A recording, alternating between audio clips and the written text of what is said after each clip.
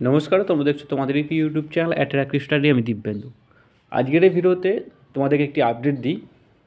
SSC অর্থাৎ staff সিলেকশনের কমিশনের through যারা রিক্রুটমেন্ট দেখো, সেটা সিজিএল হতে পারে, সেটা ফেজ 12 হতে পারে, সেটা জিডি হতে পারে, সেটা তোমাদের এমটিএস হতে পারে।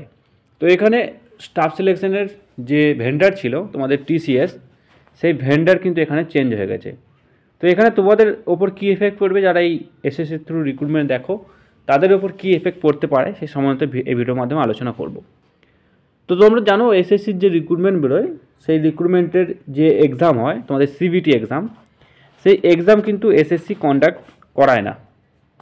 সেই সিবিটি এক্সাম কিন্তু কন্ডাক্ট করায় টিসিএস, অর্থাৎ টিসিএসের বিভিন্ন সেন্টারে তোমরা কিন্তু এক্সাম দিতে যাও।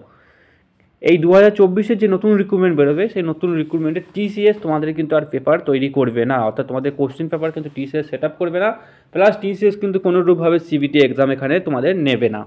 তো কোন কোম্পানি এখানে তোমাদের এক্সাম নেবে, কি এখানে তোমাদের ফায়দা হতে পারে, কি এখানে তোমাদের চেঞ্জেস হতে পারে, ম্যাথ জিকেতে চেঞ্জেস হবে নাকি এখানে বলবো।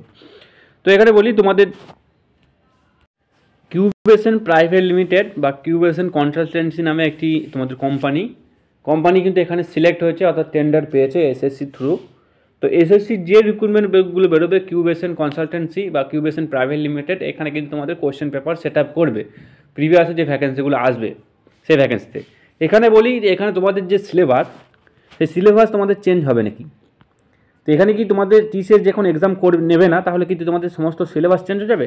দেখো, এখানে সিলেবাস চেঞ্জ হবে না, কারণ সিলেবাসটা সম্পূর্ণ হাতে থাকে, সেটা হলো এসএসসি অর্থাৎ স্টাফ সিলেকশন কমিশনের হাতে থাকে সিলেবাসটা। কোশ্চেন পেপার, কোশ্চেনের লেভেল সেটা কিন্তু আপ ডাউন হতে পারে, অর্থাৎ সিলেবাস যা ছিল সেই সিলেবাস থাকবে। এবার এসএসসি যদি কোনো কারণে মনে করে সিলেবাস চেঞ্জ করবে, সেটা কিন্তু করতে পারে, কিন্তু কোনোভাবেই কনসালটেন্সি বা কিউবেশন কনসালটেন্সি কিন্তু সিলেবাস চেঞ্জ করতে পারবে না।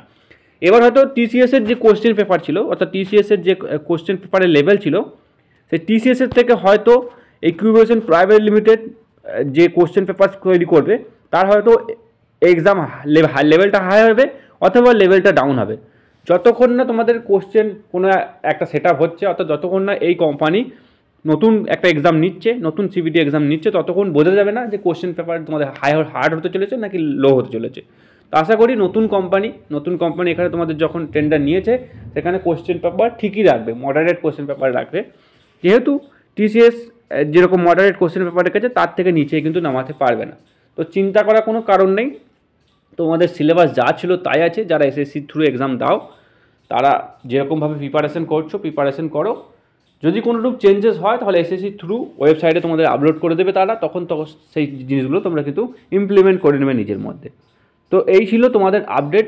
ভিডিও যদি ভালো লাগে ভিডিওটা অবশ্যই লাইক করবে, আর এরকম হেল্পফুল ভিডিও পেতে এবং সরকারি যাবার আপডেট পেতে তোমরা আমাদের চ্যানেলটিকে সাবস্ক্রাইব করে পাশে থাকা বেল আইকনে প্রেস করে যুক্ত হয়ে থাকতে পারো পরবর্তী আপডেট পাওয়ার জন্য।